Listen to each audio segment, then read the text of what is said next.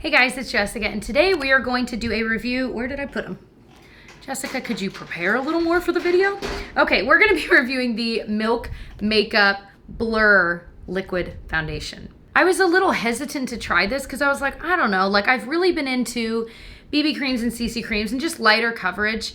But I was like, let me give it a try. And I didn't know whether it was full coverage. I hadn't watched any reviews. They did send this to me in PR, but I'm always honest whether I like it or not. I share both the good and the bad with you guys. So I'm gonna go to the website. I'm gonna show you me applying this today. It is on my face, but I wanted to read you guys kind of what it's supposed to do, what it's supposed to be, and then we'll talk about if it really is. Because this foundation is $40. It's sold at Sephora. It's also sold on Milk Makeup's website, and I think even Urban Outfitters sells it. That's expensive for a foundation. I mean, you can't deny that. If you're gonna be using up a foundation, like if you're using it every day, you use it up in a couple months, $40 each time is a lot. All right, so it says it's supposed to be weightless, oil-free and silicone-free formula, gives you flawless full coverage with a lightweight serum-like feel. It's supposed to be pore blurring, considering the name, it's Blur Liquid Foundation. It blurs pores and fine lines instantly with blurring microspheres, powder-filled spheres that diffuse the light and leaves a smooth matte finish. They spelled smooth with 4 O's. That's how you know they mean it. Mess-free, innovative airless tip keeps foundation fresh and the color true, not to mention it won't leak all over your makeup bag. So it says shake the tube, dispense 1 to 2 drops onto the finger. So it says if you've got normal to oily skin, prime with their blur stick, which I do like their blur stick, prior to application. For dry skin, prime with your favorite moisturizer, then apply blur liquid directly on top. And then finish the set with their blur spray. Of course, you could set with any setting spray. And it says for shade matching, so they have 24 shades. I'll put them on the screen right now. They have 24 shades, which is pretty good considering. However, this is not a forgiving, and you'll see when I'm putting this on, this is not a forgiving foundation shade-wise. You need to have your match or else, because it is much higher coverage than like a BB cream or CC cream where you can kind of make it work. So they did say to get you to find your shade, you can email them. I thought that was kind of interesting. So I wonder if they're working on kind of making some kind of matrix or something. But they do have 1, 2, 3, 4, 5, 6, 7, 8 new shades. They kind of starred them on their little shade thing. So I have 2 shades I'm gonna try here today. You'll see the first one I try is all wrong, and the next one I have on my face, it's not perfect, but it's definitely better. So let's go ahead and get into the application of me applying it, and then we'll talk about if I recommend it or not. So we're gonna go ahead and apply this. So I have 2 shades. I have, where are the shade names? Oh, Fair and Light. And I think I've been using Fair because it's a little more gray tone, but I do have some self-tanner on. It's always a big deal when I actually put on self-tanner. I'm like, nobody touch me for like a day, please.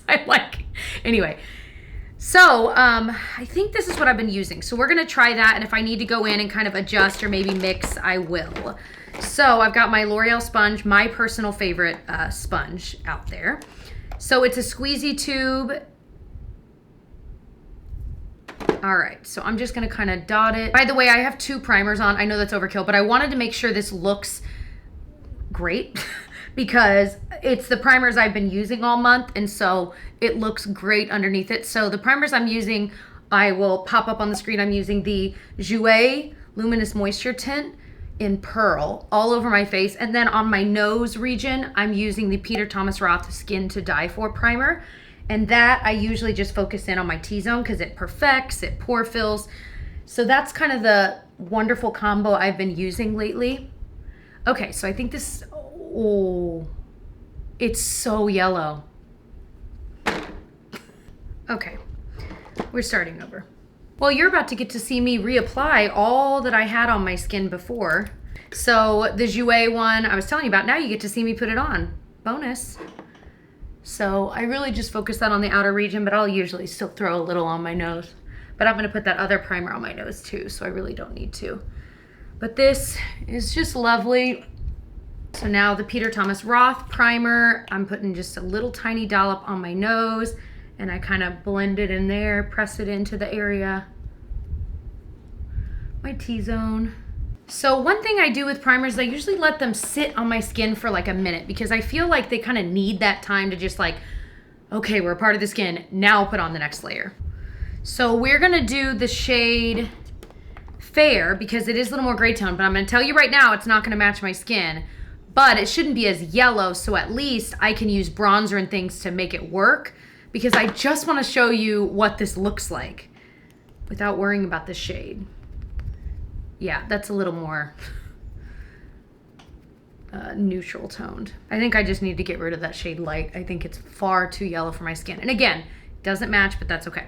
But I feel like I don't need a lot, and it covers so much. So even though we're kind of ignoring the shade, because at the end of the day, I mean, once you find your match, if you can, then it doesn't matter, right?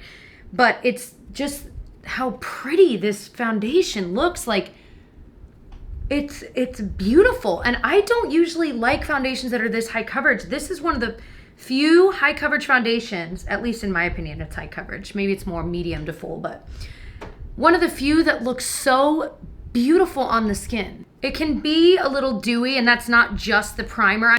I have used this with other primers that are maybe more mattifying on the rest of my skin. It still kind of has that not dewy effect, but more satin, which I personally like. I'm not a big fan of super drying foundations because, again, I don't have oily skin. I have more normal to dry.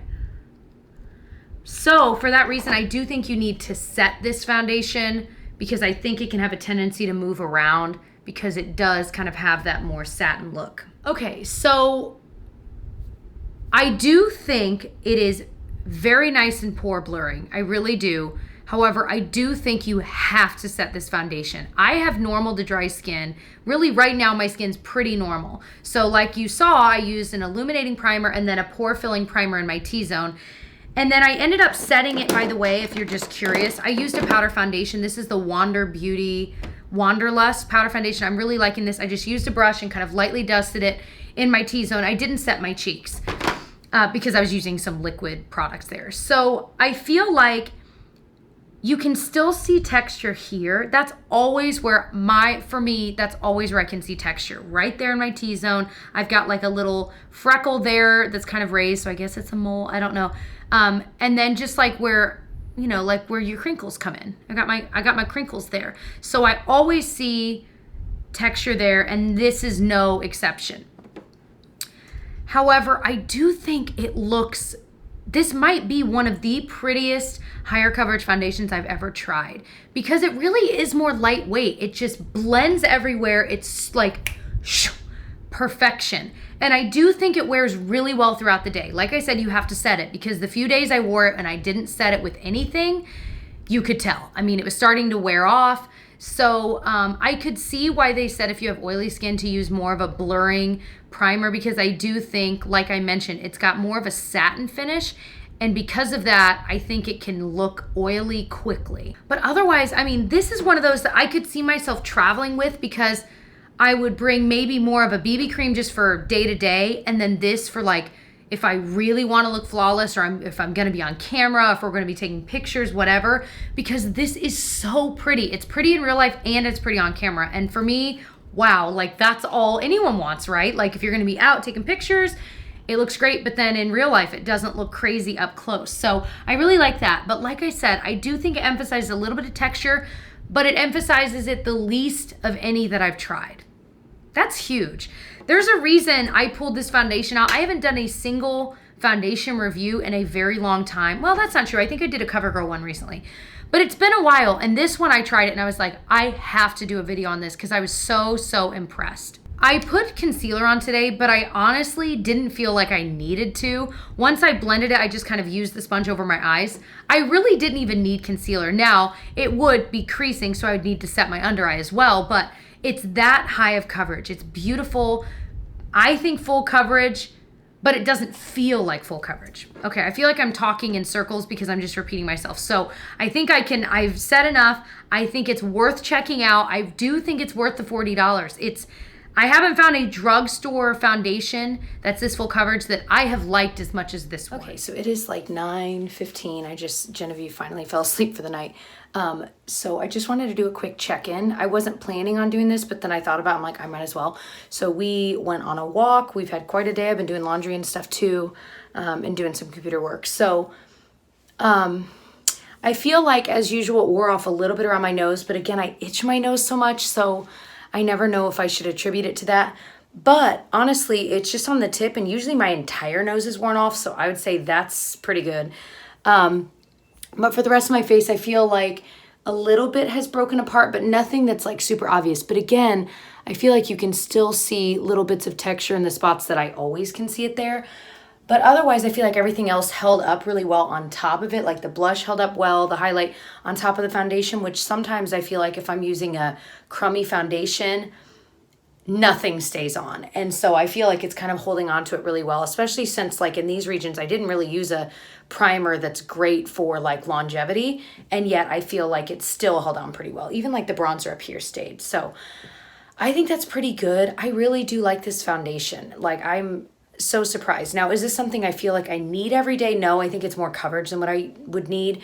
But I just think if you've got dry skin and you've been trying to find a full coverage foundation that works pretty well for dry skin, I think this one does. I don't think it's perfect, but I think it's as close as I've found in a very long time. So I hope this was helpful for you guys in your pursuit of finding the best foundations out there. If you like makeup reviews and things like that, I hope that you'll stick around and subscribe to my channel. Check me out on social media. I am JamBeauty89 on all of my channels. I'm most active on Twitter and Instagram for sure. So definitely check me out there. And otherwise, I'll see you guys in my next video. Bye.